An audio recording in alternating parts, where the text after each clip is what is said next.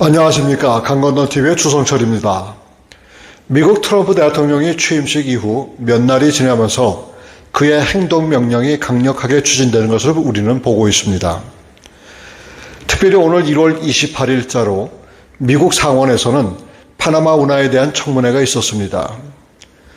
그동안 파나마 운하 정책의 책임자 4명이 동석한 가운데서 청문회가 진행되었는데 파나마에 관하여 민주당 의원들도 동감하고 다시 파나마 운하 운영권에 대해서 긍정적인 방향으로 이끌어갈 예정이라고 보고 있습니다. 이토록 이번 달이 끝나기 전에 트럼프 대통령의 행동명령이 실행되는 모습을 우리는 역력히 보고 있습니다. 그런 가운데서 트럼프 행정부의 첫 외교 정책 가운데 적어도 6가지가 이번 달 말에 마무리가 될 것 같은데 그것을 간략하게 소개해 드리겠습니다. 첫 번째로 우크라이나를 후원하는 정책은 당분간 계속될 것입니다. 물론 트럼프 대통령은 취임 첫날 러시아와 우크라이나의 전쟁을 종식시키겠다고 약속했지만 최근에는 휴전 기간을 6개월로 연장했습니다. 트럼프는 여러 가지 많은 우려에도 불구하고 당선된 이후로 젤렌스키에 대한 비판을 덜 해왔습니다. 아무래도 외교 정책이 말한 것처럼 쉽게 이루어지지 않음을 밝혀주고 있는 것 같습니다. 여러분들은 잘 파악할지 몰라도 지금 러시아는 전쟁 속에서 많은 이익을 얻고 있는 반면에 바이든은 퇴임하면서 우크라이나에 더 많은 군사를 지원을 쏟아부었습니다. 미국 역사상 퇴임 대통령이 이렇게 무책임하게 결정하고 퇴임한 대통령은 없다고 이야기하고 있습니다. 바이든은 외국 원조의 거의 40억 달러가 지출되지 않은 채로 남아있었다고 이렇게 설명을 합니다. 트럼프가 우크라이나가 러시아 영토로 장거리 미사일을 발사하도록 허용할 가능성은 낮지만 그는 올해 말 러시아와 더 나은 휴전 조건을 확보하기 위해서 우크라이나에 지정된 원조를 떠넘길 수도 있다는 가능성을 보이고 있습니다. 두 번째로 미국 이웃 국가에 대한 관세가 먼저 부과될 것입니다. 트럼프가 하룻밤 사이에 미국의 무역 정책을 개혁하기는 어렵겠지만 첫날부터 바꿀 수 있는 몇 가지 변화는 있습니다. 1977년 국제비상경제권법에 따라 의회는 대통령에게 특이하고 특별한 평화 시의 위협에 대처하기 위해 관세를 부과할 수 있는 권한을 부여했습니다. 그 의무 조항에 따라 글로벌 관세 시스템을 정당화하기는 어려울 수 있지만 트럼프 대통령은 2019년에 미국으로 불법 이민을 막지 못한 멕시코 관세를 부과하겠다고 위협하면서 이 법을 적용한 적이 있습니다. 최근 트럼프 대통령은 멕시코와 캐나다 국경을 보다 효과적으로 감시하는 정책을 시행하지 않으면 관세를 부과하겠다고 위협했습니다. 이와 비슷한 가지로 한 가지 예를 들어서 콜롬비아 미립국자들을 콜롬비아로 추방하려고 미국 군용 비행기를 사용했는데 콜롬비아 정부에서는 이런저런 이유로 군용기 착륙하는 것을 거부했습니다.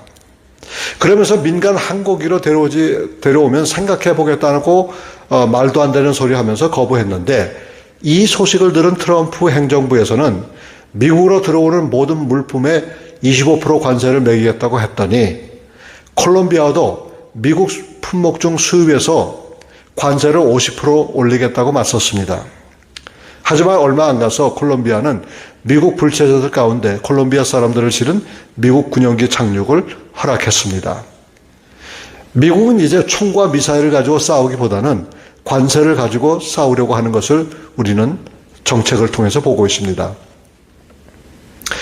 이런 가운데서도 대한민국도 예외는 아니라고 생각하고 대한민국에서도 캐나다와 멕시코처럼 많은 관세를 요구하지 않을지라도 관세를 올릴 것은 당연한 것으로 받아들여지고 있습니다. 그러므로 이제 우리가 미국 정부에 이러저런 불평할 때가 아니고 대한민국뿐만 아니라 미국의 동맹국가들 모두가 관세에 대해서 신경을 곤두세우고 있다는 그 상황을 우리 모두가 잘 파악해야 될 줄 믿습니다. 세 번째로 중국에 대한 선전 포문이 열렸는데 미국은 서둘러 기다리세요라는 문구를 사용했습니다. 이 말은 미국의 특이한 수로인데 미국 사람들은 종종 조심해 빨리 오세요라는 위트 있는 말을 자주 합니다. 트럼프는 중국에 대한 강경한 태도를 보이고 싶어 하지만 중국을 협상 테이블로 끌어올 수 있는 기회를 놓치고 싶어 하지도 않습니다. 트럼프는 최근 중국 국가주석 시진핑에 자신이 취임식에 초대했는데 이는 경제 외국 지도자에게 전례 없는 제안이었습니다. 하지만 시진핑은 초대를 거부했고 대신 고위 관료를 보냈습니다. 중국은 이번에 평소보다 훨씬 더 높은 지휘자인 중공의 부통령격인 사람을 대신 보냈습니다. 트럼프 팀은 권력의 균형을 바꿀 수 있는 기회를 노리고 있었으며 위기는 그들에게 좋은 기회를 줄 것이라 생각했습니다. 하지만 중공은 그것을 이미 알고 있으므로 그들이 이 트럼프 행정부 출범 후 몇 달 동안 조용할 것으로 예상하고 있습니다. 한 가지 더 곁들여 말씀드리고 싶은 것은 앞서 언급한 이야기지만 미국이 다시 파나마 운영권을 되찾아올 수 있는 이유는 지금 파나마 정부가 중공에게 운영권을 넘겨줄 상황에 파나마 운하의 중공군이 주둔하여 운하를 지키고 있다는 것이 발각되기 때문입니다. 미국이 파나마 운하 통행세를 많이 내게 됐다고 해서가 아니라 중공의 땅이 넓히는 데 신경을 곤두세우고 있다는 것입니다. 이것과 아울러 그린랜드도 마찬가지입니다. 트럼프의 외교 정책에 가장 신경이 많이 쓰이는 것이 바로 중공에 견제하는 일인데 관세를 60% 올리는 것도 일이 진행되는 것을 보고 참고해서 실시할 것이라고 이야기하고 있습니다. 넷째, 시리아에 대한 제재를 종료할 것입니다.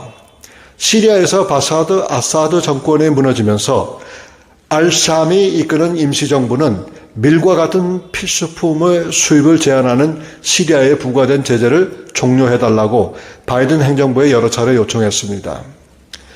바이든 행정부는 얼마든지 시리아 문제를 해결할 수 있었는데 그 행정부는 이를 풀어갈 수 있는 아무런 정책이나 방법을 강구하지 않았습니다. 사실 바이든은 우물쭈물하다가 진정 문제 해결을 해야 할 것은 하지 못하고 하지 말아야 할 것은 퇴임 마지막 시간까지 어이없는 일을 해버려서 많은 미국인들한테 욕을 먹고 있습니다. 트럼프는 시리아 내 갈등이 진행되도록 보고 싶다고 공개적으로 밝혔고 이것은 지금 당장 무엇을 한다는 것보다는 좀 더 지켜보고 일을 진행하겠다는 것인데 어떻게 보면은 트럼프가 취임한 지 첫 달 안에 시리아에 대한 제재가 완화되거나 아니면 끝날 것으로도 가능성을 보고 있다는 것입니다. 다섯 번째, 합병은 아직 없습니다.